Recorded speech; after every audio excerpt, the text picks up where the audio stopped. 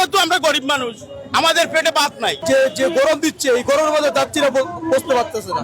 এখানে শত শত গাড়ি, রোগীবাহী অ্যাম্বুলেন্স এবং স্কুল কলেজ পড়ুয়া শিক্ষার্থীরা ঘন্টার পর ঘন্টা জ্যামে আটকা পড়ে আছে। আপনার কাছে একটা জিনিস জানতে চাইবো, এই যে সাধারণ মানুষকে ঘন্টার পর ঘন্টায় আপনার সদস্যরা ভোগান্তিতে ফেলে রাজপথ অবরোধ করে নগর ভবনের সামনে রোগীবাহী অ্যাম্বুলেন্স, স্কুল কলেজ পড়ুয়া শিক্ষার্থীরা এখানে ঘন্টার পর ঘন্টা অপেক্ষা করছে তীব্র এই রৌদ্রের মধ্যে।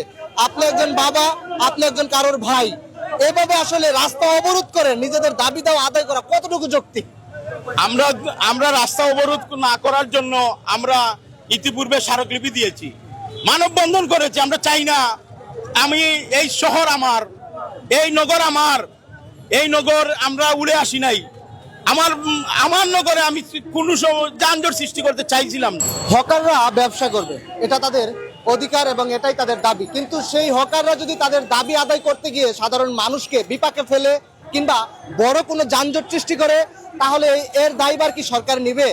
বা কোনো হকার সদস্যের কোনো সভাপতি বা কোনো দলের নেতৃবৃন্দ কি অ্যাম্বুলেন্সে থাকা রোগীর জীবন আশঙ্কায় থাকলে সেই দায়ভার কি তারা নিবে? 2 ঘন্টা জেমেছিলাম ভাই, 2 ঘন্টা অনেক কষ্ট করে দিই, কোনো কেউ দেখার নাই। বলছিলাম সিলেট নগরীর জনগুরুত্বপূর্ণ যে সড়ক অর্থাৎ বন্দরবাজার পয়েন্ট, যেটি সিলেট সিটি কর্পোরেশনের নগর ভবনের সামনের এই দৃশ্য, এখানে কয়েক ঘন্টার পর ঘন্টা রোগীবাহী অ্যাম্বুলেন্স, স্কুল কলেজ পড়ুয়া শিক্ষার্থী কিংবা বিদেশগামী যাত্রী প্রত্যেকেই ঘন্টার পর ঘন্টা অপেক্ষা করছে। অবশেষে পুলিশের দীর্ঘ শৃঙ্খলার পর তারা রাস্তার অর্ধেকভাবে দাঁড়িয়ে তাদের দাবি আদায় করছে। তাদের দাবি আদায় করবে, এটা তাদের অধিকার, কিন্তু সেই দাবি যদি একটি রাষ্ট্র, ওই রাষ্ট্রের জনগণের বিপাকের কারণ হয়ে দাঁড়ায়, সেটি আদৌ কি দাবি দেওয়া চাওয়া নাকি সমাজে উচ্ছৃঙ্খল পরিবেশ সৃষ্টি করা, তা নিয়ে প্রশ্ন থেকে যায়। আকর্ষণ করছি আপনার যে যে গরম দিচ্ছে, এই গরমের মধ্যে যাত্রীরা বসতে পারতেছে না।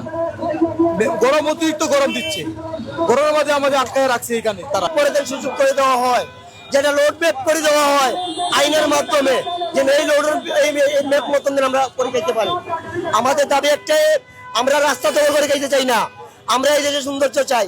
এই সিলেটের নাগরিক আমরা সিলেটের সৌন্দর্য চাই।